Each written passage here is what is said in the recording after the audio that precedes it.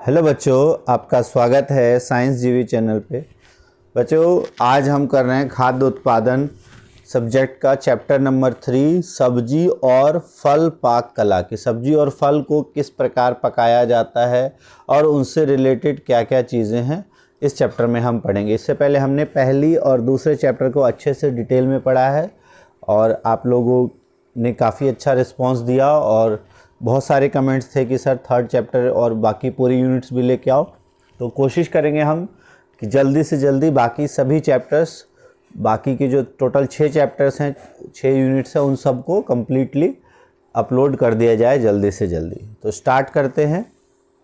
तो अगर आप पहली बार आए हैं इस चैनल पे तो वीडियो को लाइक कर दीजिए, चैनल को सब्सक्राइब कर लें।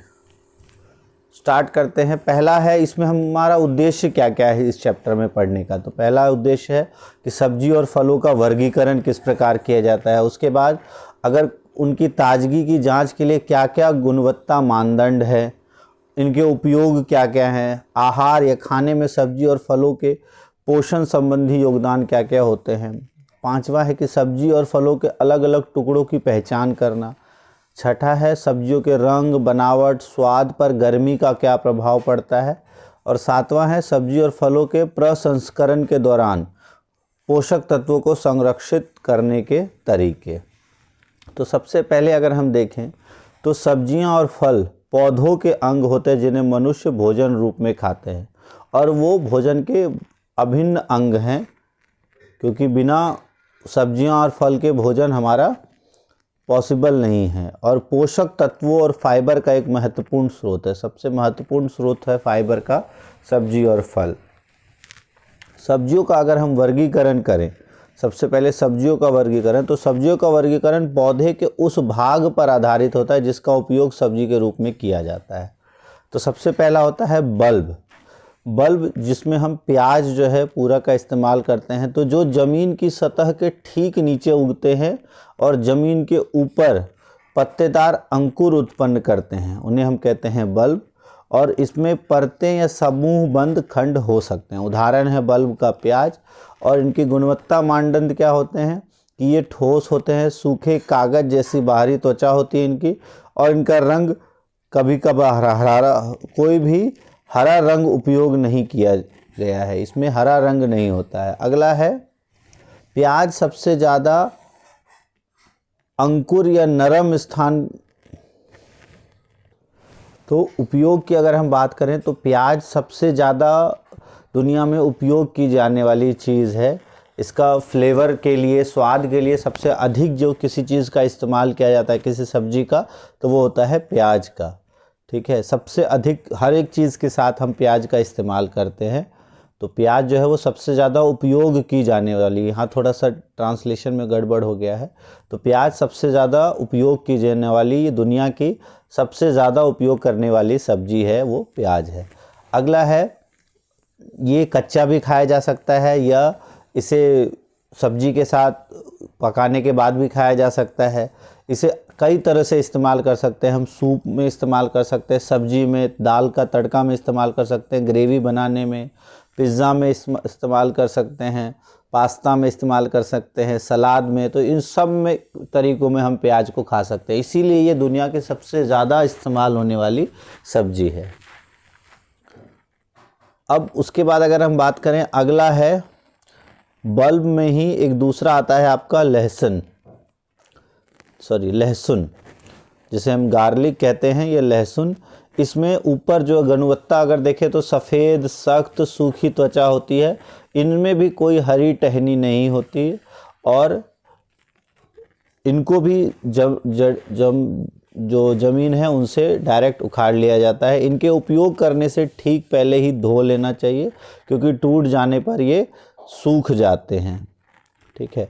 अच्छा, उपयोग की अगर हम बात करें तो कच्चा लहसुन तीखे स्वाद का होता है और पकाने पर इसका स्वाद हल्का हो जाता है, मतलब बहुत स्ट्रॉन्ग इसका टेस्ट होता है जब कच्चा होता है, लेकिन जब इसको पका लेते हैं तो थोड़ा अच्छा स्वाद लगने लगता है।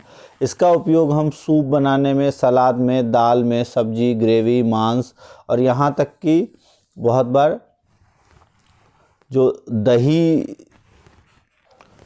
दही के साथ और जो बटर के साथ भी बनाने में, जैसे गार्लिक बटर बनाते हैं उसमें भी इसका इस्तेमाल किया जाता है।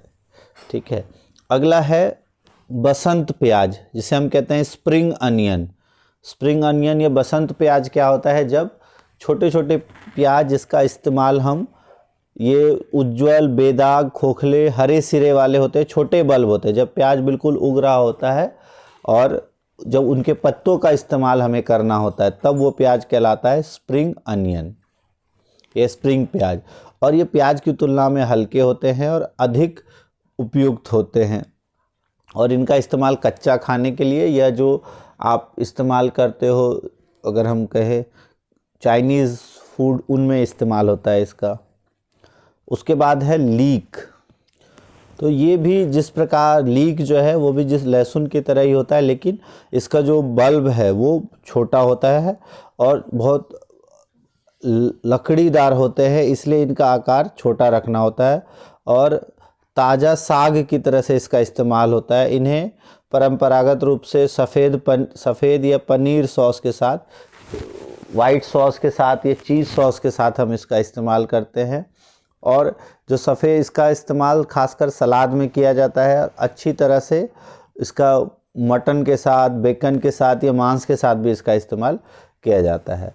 ये तो थे तीनों बल्ब में, तो सॉरी 4 हो गए बल्ब में आपके, कौन कौन से, प्याज, उसके बाद लहसुन,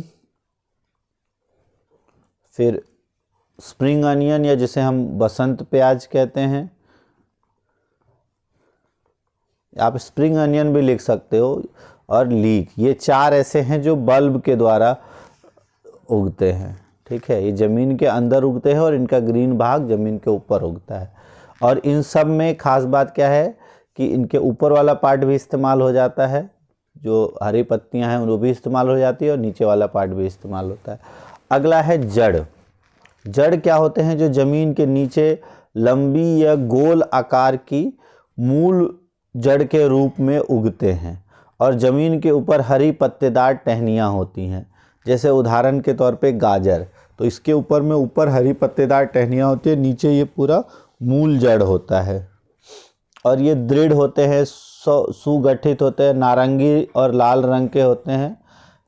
और ये छोटी गाजर जो है वो अधिक मीठे होते हैं और कोमल जो है होते हैं वो मीठे होते हैं। छोटे वाले गाजर मीठे और कोमल होते हैं। मोटे या बड़े गाजर जो है वो, और जो बड़े गाजर है उनके बीच में जो है एक कठोर पार्ट आ जाता है और उसका इस्तेमाल करने से पहले उसको हमको पकाना होता है, थोड़ा सा सॉफ्ट करना होता है, तभी वो इस्तेमाल होने लायक होते हैं। अब गाजर की अगर हम बात करें तो इसे कच्चा खाया जा सकता है, पका कर भी खाया जा सकता है, यह नमकीन के साथ भी खाया जा सकता है, मीठे व्यंजनों के साथ भी खाया जा सकता है। जैसे नमकीन की मतलब सब्जी भी बन सकती है और इसकी, और मीठा व्यंजन जैसे गाजर का हलवा, गाजर का केक, इन सब में भी इस्तेमाल कर सकता है। और सब्जियों के रूप में भी इसका इस्तेमाल होता है, सलाद के रूप में, सैंडविच में इसका इस्तेमाल होता है। और उसके बाद जड़ों में हो गया आपका मूली। तो मूली जो है वो चिकना, दृढ़ और सफ़ेद रंग का होता है। ठीक है, और पकड़ने पर आसानी से सूखता या मुड़ता नहीं है। और जब इसका इस्तेमाल करते हैं तो ये कुरकुरा होता है। कुरकुरा मतलब कि ये थोड़ा सा, उसको अगर आप फ्रेश अगर मूली देखो तो उसको तोड़ने पर वो काफ़ी क्रंची होता है। ठीक है, कुरकुरा का मतलब यहाँ क्रंची का हिंदी वर्ड कुरकुरा लिख दिया है। उसके बाद मूली जो है इसका अधिकतर इस्तेमाल हम सलाद के रूप में, कच्चे खाते हैं सलाद के रूप में, और पका कर भी इसको खाया जाते हैं। इसका उपयोग सब्जी बनाने में, पराठे बनाने आदि में किया जाता है। मूली के पराठे बनते हैं ना, बहुत ज़्यादा गैस निकलती है। फिर है सलजम, जिसे हम सलगम भी कहते हैं। ये छोटे से होते हैं और इनमें सफ़ेद और गुलाबी रंग के होते हैं ये, और चिकनी खाल के साथ होते हैं। इनका स्वाद थोड़ा मिर्च जैसा होता है। इसे सलाद के रूप में कच्चा भी खाया जा सकता है और सब्जी के रूप में पका के भी खाया जा सकता है। फिर है चुकंदर। चुकंदर जो है वो चिकनी, दृढ़ त्वचा और गहरे लाल रंग के होते हैं। इनके ऊपर की पत्तियाँ और भी जुड़ी हुई रहती हैं, उन्हें उपयोग से पहले हटा देना चाहिए। ये ताज़ी और कुरकुरी मतलब क्रंची होती है। सलाद में कच्चे इस्तेमाल हो सकते हैं, कद्दूकस किया हुआ या बारीक कटा हुआ इस्तेमाल हो सकता है। और इनका उपयोग, इनके पत्तियों का उपयोग जो है वो किया जा सकता है खाने में, और सब्जी के रूप में भी इसका उपयोग हो सकता है। इसका जूस भी बना के पिया जा सकता है। अगला है आपका कंद। तो हमने जड़ पढ़ लिया, हमने बल्ब पढ़ लिया, तीसरा है कंद। सब्जियों में कंद क्या होते हैं? अलग अलग प्रकार के पौधों के संशोधित पौधों की संरचना होती है जो कि पोषक तत्वों को संग्रहित करने के लिए बढ़ाए जाते हैं। वे मूल हो सकते हैं या स्टेम, या तो वो जड़ से संशोधित होके बने हैं या तने से संशोधित होके बने हैं। अब जैसे सबसे पहले हम आलू की बात करें तो आलू ये तने से संशोधित होके बनता है। ये हल्के पीले शुष्क त्वचा होती है इनकी, और बहुत सारे पतले भिन्न मैदा युक्त चिकनी इनके अगर देखें तो ये इनकी, और इनके ऊपर कोई ब्लैक आई नहीं होती, आंखें नहीं होती। और अगर इनके देखें हम तो आलू जब पक जाते हैं तो इनमें स्टार्च रहता है, स्टार्च युक्त हो जाते हैं ये, ठीक है। और आलू में दो तरह के आलू होते हैं, एक स्टार्च युक्त और स्टार्च युक्त आलू का इस्तेमाल हम उसको मैश करके और टिक्की वगैरह बनाने में उसका इस्तेमाल कर सकते हैं। और जिनमें स्टार्च कम होता है उनका हम सूप वगैरह बनाने में इस्तेमाल कर सकते हैं। फिर उसके बाद अदरक की अगर हम बात करें तो अदरक भी दृढ़ चमकदार चिकनी त्वचा होती है इनकी। अंकुरित जड़ों का यूज़ होता है इसमें, लेकिन उनको खरीदने से बचना चाहिए। अंकुरित जड़ खरीदने से वो जल्दी ख़राब होने लगते हैं। इनका स्वाद के लिए उपयोग किया जाता है, दालों में, सब्जियों में, मांस, सलाद, दही, चावल, इन सब में इसके साथ ही खाया जाता है। अगला है फूल। तो फूल में कौन से होते हैं खाने योग्य? तो फूल हो गया आपका फूल गोभी, ब्रोकली, ये सब फूल होते हैं।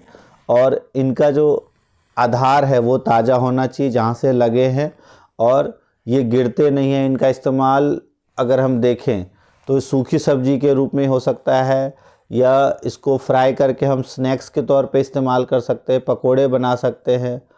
और इनका इस्तेमाल पराठों में भी किया जा सकता है। मिठाइयाँ भी बहुत जगह इसकी बनाई जाती है। ब्रोकली की अगर बात करें तो ब्रोकली में पीली व बड़ी सूखी कलियाँ होती हैं, और इसके कई उपयोग होते हैं। पकाकर, कच्चा या हल्का उबालकर, इसमें सलाद के रूप में, पास्ता में, ऑमलेट में, सूप में, इन सब में इसका इस्तेमाल किया जाता है। फिर अगर फूल की बात करें तो ये है ग्लोब, ये जिसे हाथी चक भी कहते हैं, ये इम्पॉर्टेंट है, बहुत बार आ जाता है। तो ये कॉम्पैक्ट भारी सिर जैसा होता है जो थोड़ा झुका होता है, और इसका मेनली गर्म और ठंडे के रूप में, ठंडा दोनों रूप में इस्तेमाल होता है। सब्जी के साथ भी या अकेले किसी अन्य सॉस के साथ भी इसका इस्तेमाल किया जाता है। फिर है फल। फल क्या होते हैं? एक पौधे का मांसल फल जो सब्जी के रूप में खाया जाता है, जैसे शिमला मिर्च या बेल मिर्च, बेल पेपर या शिमला मिर्च कहा जाता है। शिमला मिर्च का आकार अच्छा होना चाहिए, छिलका भी अच्छा होना चाहिए जो दृढ़ और चमकदार हो, नरम नहीं होना चाहिए और सिकुड़ा हुआ रूप नहीं होना चाहिए।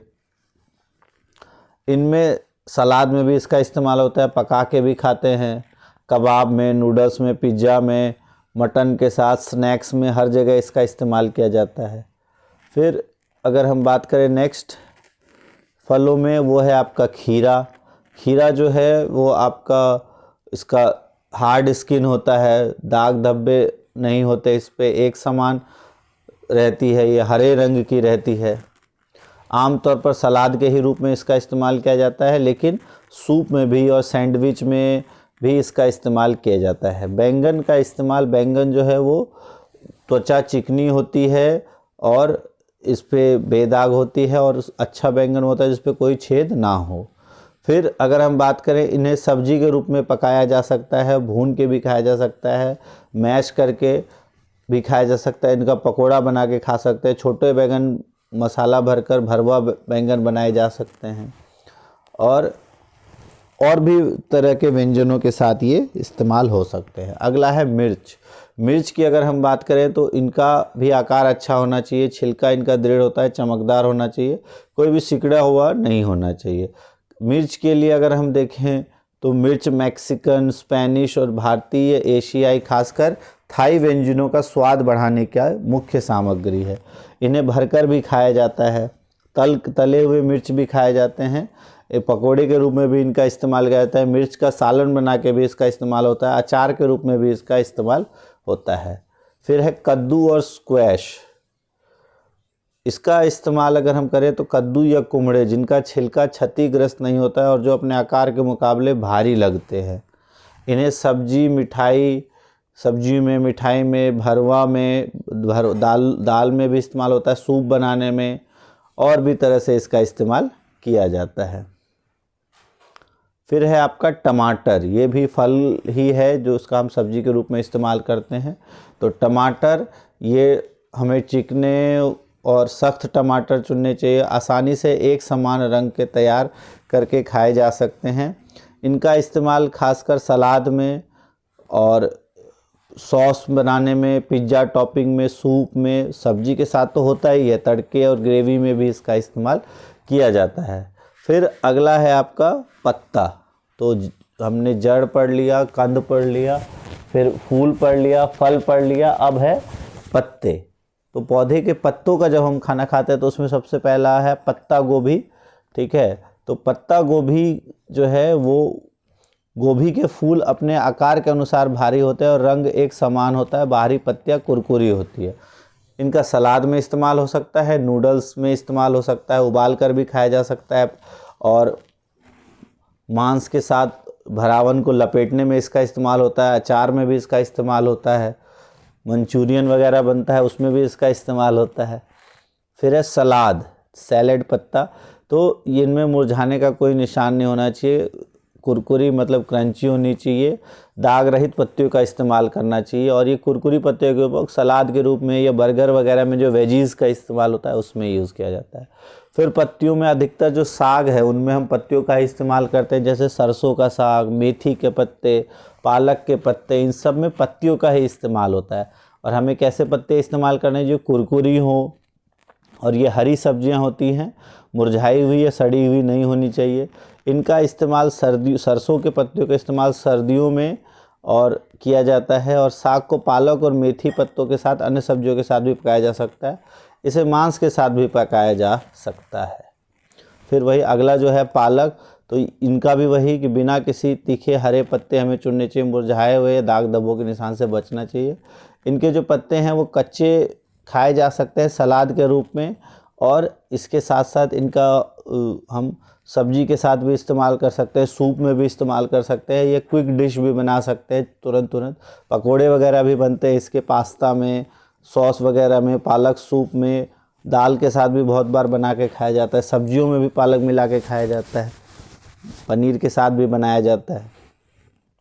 उसके बाद है फलियाँ।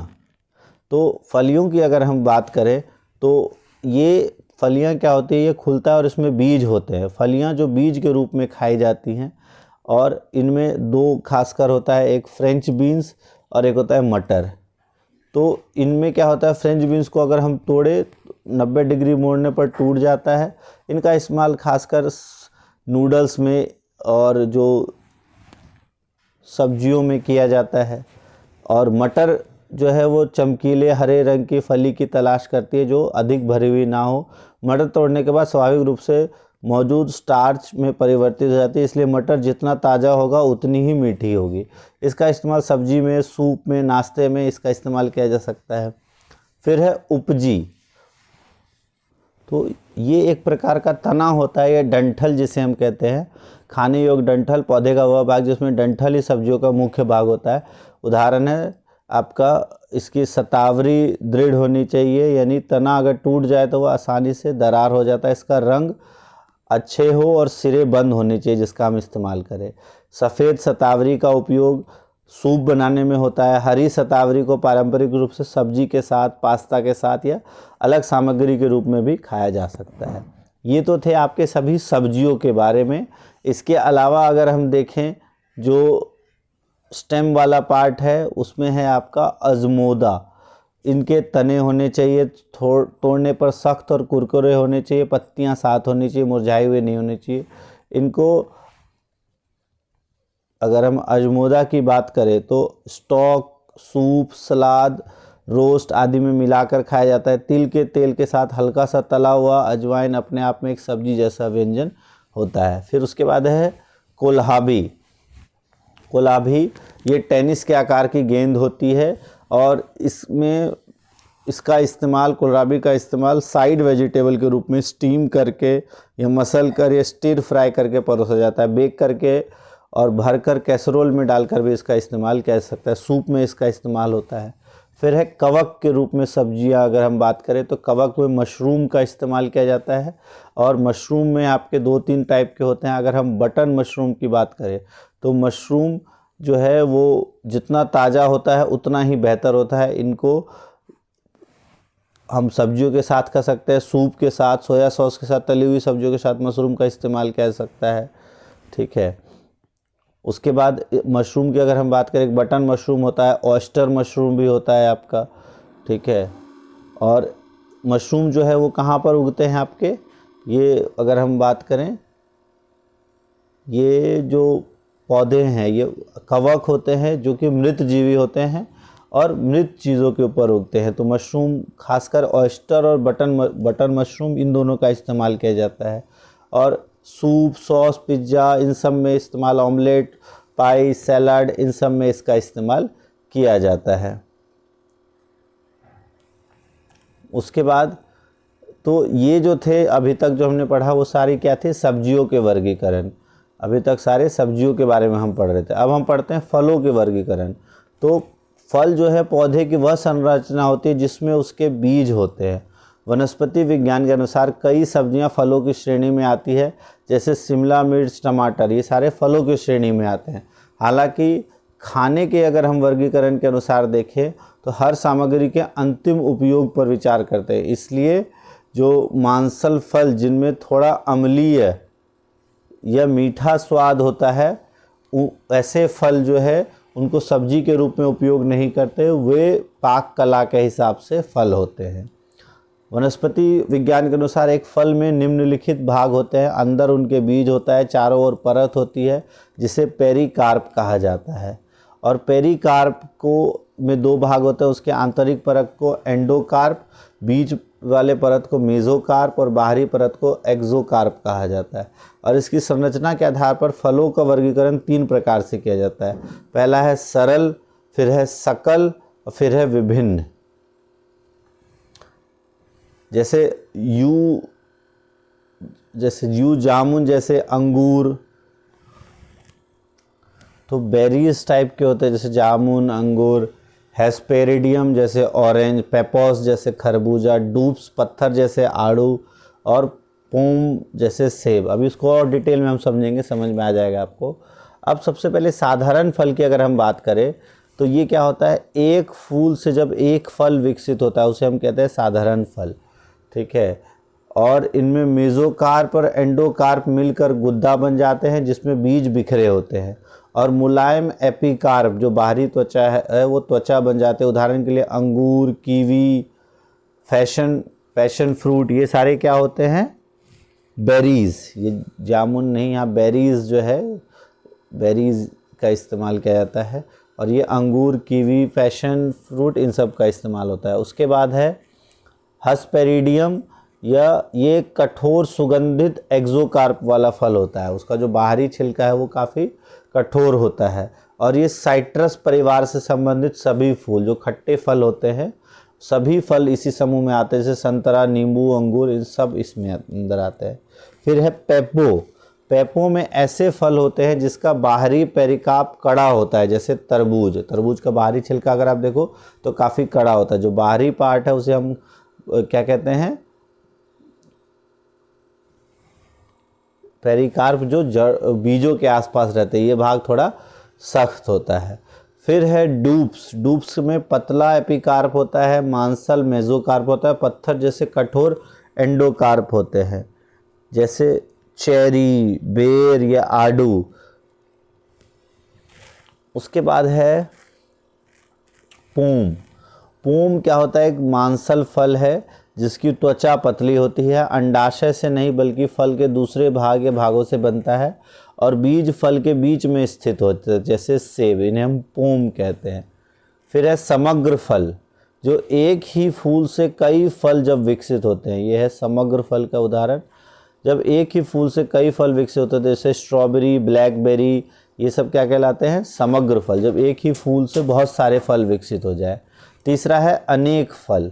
अनेक फल क्या होते हैं? एक फल अनेक फूलों के समूह से प्राप्त होता है, जैसे अनानास या सहतूत, इसमें बहुत सारे फूल से एक फल प्राप्त होता है।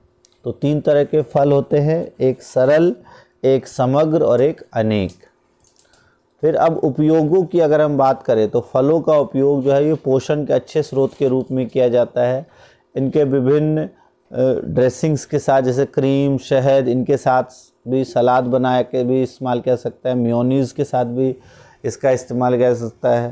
फिर कुछ फलों का उपयोग अचार बनाने के लिए भी किया जा सकता है, जैसे कच्चे आम का। फलों का उपयोग जैम, जेली, मुरब्बा, चटनी बनाने में भी किया जाता है। और फलों को दूध और अन्य सामग्री के साथ मिश्रित करके अलग अलग प्रकार के शेक, स्मूदी या ठंडे पदार्थ भी बनाए जाते हैं। उसके बाद अगर हम बात करें, फलों को व्यापक रूप से केक, पेस्ट्री और बेकरी उत्पादों को स्वादिष्ट बनाने में और सजाने में भी इसका इस्तेमाल किया जाता है। और फलों को पीस कर कॉलिस नामक सॉस भी तैयार किया जाता है। फिर फलों के चयन के लिए जो गुणवत्ता मानदंड है वो क्या होने चाहिए कि फल के छिलके पर अगर हम बात करें, हमें कैसे फल चुनने चाहिए, तो फल के छिलके पर या ना ही कोई दाग होने चाहिए, ना ही धब्बे होने चाहिए, दाग धब्बे नहीं होने चाहिए, सतह पर कोई छोटा छेद नहीं होना चाहिए और चमकदार होने चाहिए, ताज़ा सुगंध होनी चाहिए। खासकर खट्टे फलों में सुगंध अच्छी आती है और दबाने पर वो दृढ़ हो जाएंगे और अपना आकार बनाए रखेंगे। अगर फल के तने पर कोई निशान है तो उसे जांच ले। अगर फल का तना हरा और सख्त है, इसका मतलब है कि वह फल पकने की शुरुआती अवस्था में ताज़ा है। और अगर तना भूरा और सिकुड़ा हुआ है, इसका मतलब है कि फल को पेड़ से तोड़े हुए काफ़ी समय हो गया है। फल अपने आकार के अनुसार भारी लगना चाहिए। जैसे पके तरबूज के लिए अपने अगर हाथ से देखें, थपथपा के देखें तो आवाज़ गहरी और मोटी होती है, इसका मतलब वो फल पका हुआ है और मीठा है। फिर है आहार में फलों और सब्जियों का पोषण संबंधी योगदान। अगर हम बात करें सब्जियां और फल, कैलोरी और वसा तो इनमें कम होती है, लेकिन विटामिन और खनिज अच्छे मात्रा में होते हैं। सभी हरे, पीली, नारंगी सब्जियां calcium, magnesium, potassium, iron, beta carotene, vitamin B complex, vitamin C, vitamin A और विटामिन के समृद्ध सोर्स हैं। तो देख रहे हो, हमको बहुत सारे विटामिन मिलते हैं। फिर सब्जियां और फल में कई एंटीऑक्सीडेंट्स भी होते हैं और ये स्वास्थ्यवर्धक फाइटोकेमिकल्स यौगिक जो मानव शरीर को तनाव, बीमारी और कैंसर से बचाने में मदद करते हैं, वो सभी इनमें होता है। और शरीर की रोग प्रतिरोधक क्षमता को बढ़ाकर उनसे लड़ने की क्षमता को विकास भी करते हैं। पोषण में इन्हें सुरक्षात्मक खाद्य समूह के रूप में वर्गीकृत किया जाता है। इसके अतिरिक्त सब्जियां और फलों में घुलनशील और अघुलनशील आहार जो फाइबर होते हैं, जिन्हें गैर स्टार्च पॉलीसैकेराइड कहा जाता है, नॉन स्टार्च पॉलीसैकेराइड, और इनमें सेलुलोज, म्यूसिलेज, हेमीसेलुलोज, गोंद, पेक्टिन, ये सारे होते हैं। तो ये पाचन तंत्र को बनाए रखने में मदद करता है, जैसे कब्ज, बवासीर, कोलन कैंसर, चिड़चिड़ा, आंत सिंड्रोम, मलाशय की दरार जैसी स्थितियों में सुरक्षा प्रदान करने का कार्य ये करते हैं। उसके बाद फल और सब्जियों के टुकड़ों की अगर हम बात करें तो काटा किस तरह से जाता है, तो काटने के कई तरीके होते हैं। सामग्री के अंतिम उपयोग के अनुसार अलग अलग तरीके से उन्हें काटे जाते हैं और ये महत्वपूर्ण होता है, क्योंकि जब तक उन्हें ब्लेंडर में डालकर बारीक नहीं किया है, छान कर नहीं निकाला जाता, तब तक वो खाने वालों की आंखों को दिखाई देते हैं। इसलिए यह महत्वपूर्ण है कि कटिंग एक समान हो, तैयार किए व्यंजनों को आंखों को आकर्षित करे। सब्जियां इस तरह से ना कटी हों जो देखने में अच्छी ना लगे। अब काटने के अलग अलग तरीकों की अगर हम बात करें तो सबसे पहला होता है टुकड़ा करके काटना, जैसे सब्जियों को इस प्रकार से सलाद के रूप में हम काटते हैं। फिर है वेजीज को, जो भी गोल सब्जी को छील कर लंबाई में बराबर टुकड़ों में काट लिया जाता है। भट्टा, जब सब्जी को चीरा लगाया जाता है और उसे एक तरफ से पूरा रखा जाता है और उसमें भरावन भरा जा सके, जैसे भरवा करेला, बैगन, भिंडी, उसे भट्टा कहते हैं। फिर है टुकड़े, तो सब्जी के व्यंजन तैयार करने के लिए पूरी सब्जियों को छीलकर समान आकार में काट दिया जाता है। चॉप का मतलब होता है छोटे छोटे भाग में उसको काटना। फिर है बैटन, तो सब्जियों को बैटन में भी कहा सकता है, जैसे फ्रेंच फ्राइज़ में आलू को काटते हैं उसको हम कहते हैं बैटन कट। फिर उसके बाद 7वां होता है आपका फिर डाइस, ये छोटे छोटे टुकड़ों में काटना, उसे डाइस भी कहते हैं। इसमें किनारे बिना इस्तेमाल के रह जाते हैं और इसका इस्तेमाल सूप या स्टॉक बनाने में हम करते हैं। फिर जूलियन का मतलब होता है इस तरह से सलाद के रूप में इसका इस्तेमाल करना, नूडल्स के साथ इनका प्रयोग किया जाता है। फिर स्कूप, स्कूप में पेरिसियन नामक उपकरण का उपयोग करके गोल आकार में निकाले, जैसे आइसक्रीम नहीं निकालते हैं उस तरह से इनको निकाल दिया जाता है।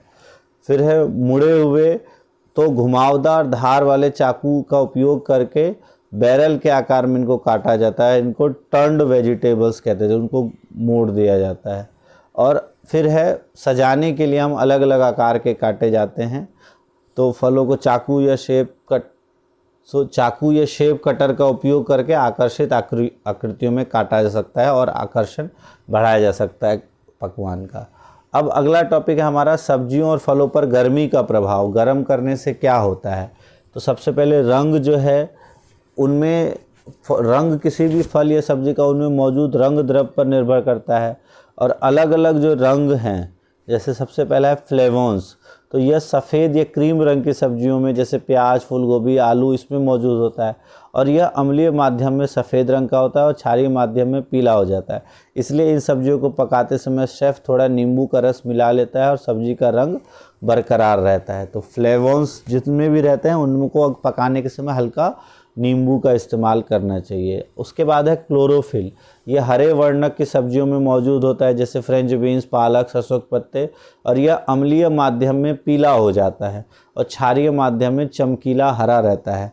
हालांकि क्षारीय माध्यम बनाने के लिए सोडा मिलाने से सब्जी की कोशिका संरचना नष्ट हो जाती है और यह नरम हो जाती है, इसलिए इन्हें थोड़े समय के लिए खुला रखना चाहिए ताकि जो वाष्पशील अम्ल है वो वाष्पित हो जाए और पीएच क्षारीय ही बना रहे। फिर है कैरोटीनॉइड, कैरोटीनॉइड ये पीले, नारंगी और कुछ लाल रंग में मौजूद होता है, जैसे गाजर, मकई, शकरकंदी, टमाटर, आम, कद्दू इनमें, और ये स्थिर होते हैं, खाना पकाने के अम्लीय क्षारीय माध्यम से महत्वपूर्ण रूप से प्रभावित नहीं होते। ये वसा में घुलनशील होते हैं और खाना पकाने के तेलों में घुल जाता है। फिर है एंथ्रोसाइनिन, ये अंगूर, बेरी, रसबेरी, क्रैनबेरी इन सब में लाल और बैंगनी रूप में मौजूद होते हैं और यह पीएच मान के आधार पर लाल से नीला दिखाई देते हैं। अम्लीय माध्यम में लाल और क्षारीय माध्यम में नीले होते हैं। फिर है बिटालेन, बिटालेन यह चुकंदर के गहरे लाल रंग के लिए जिम्मेदार होता है। यह पानी में घुलनशील होता है और खाना पकाने के तरल पदार्थ में घुल जाता है। चुकंदर को बिना काटे पानी में पूरी तरह से पकाना चाहिए। थोड़ा सिरका या नींबू डालकर थोड़ा अम्लीय माध्यम बनाना चाहिए ताकि अधिकतम रंग बरकरार रहे। इसे पानी में बिना काटे पकाना चाहिए। थोड़ा सिरका या नींबू पानी में डालकर अधिकतम रंग बरकरार रखने के लिए पकाना चाहिए। फिर ये तो थे उनके रंग के आधार पर। उसके बाद है बनावट के आधार पर अगर हम बात करें तो सब्जियों और फलों की संरचना और आकार सेलुलोज और पेक्टिन फाइबर की वजह से होता है। कौन कौन से? सेलुलोज और पेक्टिन। और गर्मी के इस्तेमाल से ये फाइबर नरम हो जाते हैं। जितनी ज़्यादा गर्मी दी जाती है फाइबर उतने ही नरम होते हैं और सब्जी अपना ठोस आकार खो देती है। अगर फाइबर कम है तो जैसे पालक, तो ये उबलते पानी में जल्दी से अपना आकार खो देती हैं, और फाइबर ज़्यादा है तो ये ठोस रहते हैं, जैसे गाजर, आलू, जो कई मिनट तक अपना आकार बनाए रखते हैं।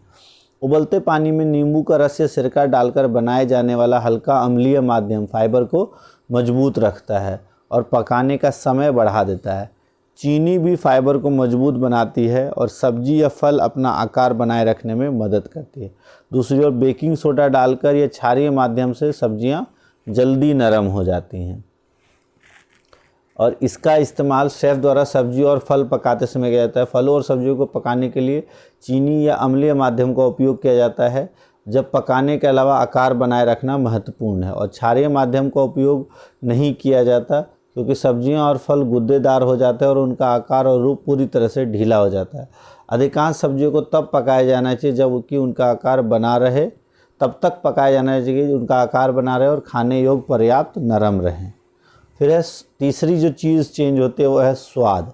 खाना पकाने के तरल पदार्थ में स्वाद और पोषक तत्व खत्म हो जाते हैं, खासकर अगर लंबे समय तक पकाया जाए। इसीलिए स्वाद के नुकसान को नियंत्रित करने के लिए कम तरल पदार्थ या भाप में कम समय के लिए खाना पकाना चाहिए। उबलते पानी में नमक डालने से भी खाना पकाने के तरल पदार्थ में स्वाद के नुकसान को कम करने में मदद मिलती है।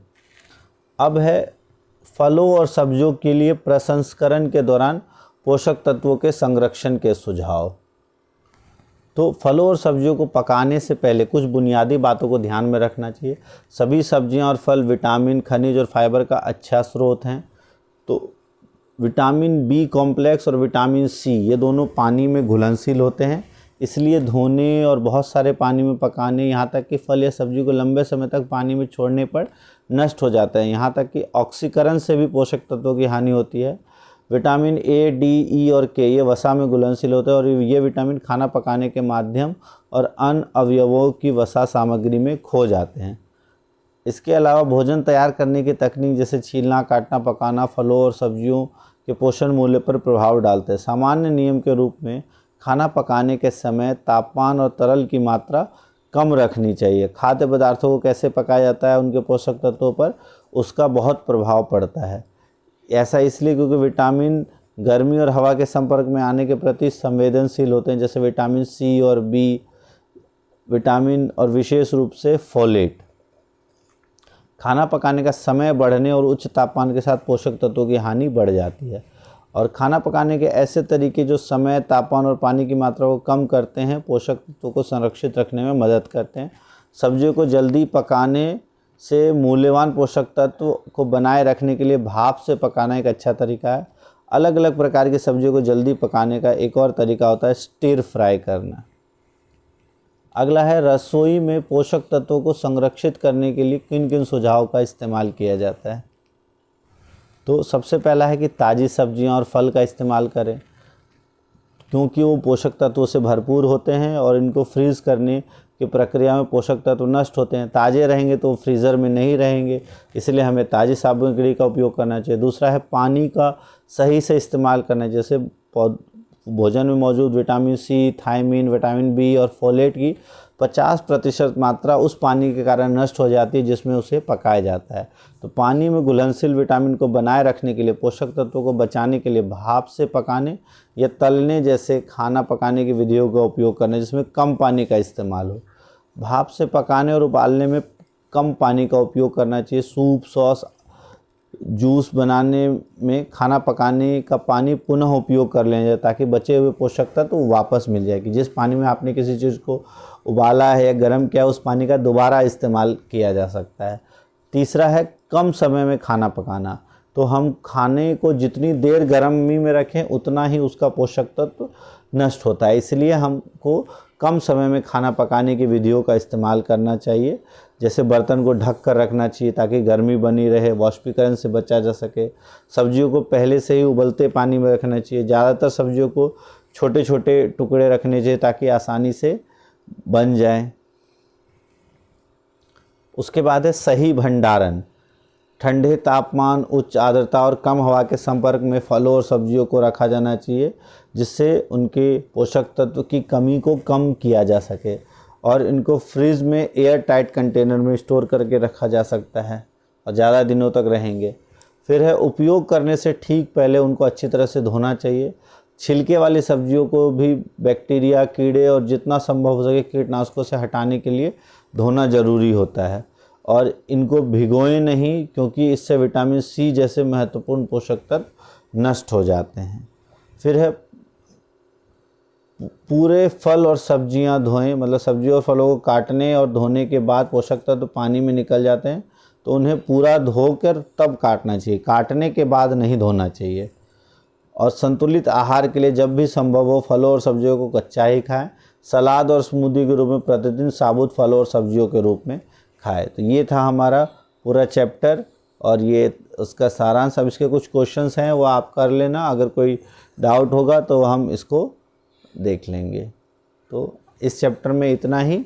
अब जल्दी ही हम नेक्स्ट चैप्टर लेके आएंगे। काफ़ी लंबा चैप्टर था, इसको और अच्छे से हम डिटेल में समझेंगे। अगर आपको ये वीडियो अच्छी लगी हो, वीडियो को लाइक कर देना। और नेक्स्ट अब कौन सा चैप्टर आपको पढ़ना है वो आप कमेंट बॉक्स में लिखो, और हम अपनी तरफ से कोशिश करेंगे और अच्छे से इस कंटेंट को लाया जाए। आप अपना सजेशन दे सकते हो कि आपको इस वीडियो में क्या चीज़ अच्छी लगी या क्या चीज़ और सुधारा जा सकता है, तो हम उस पर बिल्कुल कार्य करेंगे। तब तक के लिए आप बाकी 3 वीडियोज़ आप देख लो, जल्दी ही हम बाकी 3 वीडियो भी लाने की कोशिश करेंगे। थैंक्स फॉर वॉचिंग साइंस जीवी।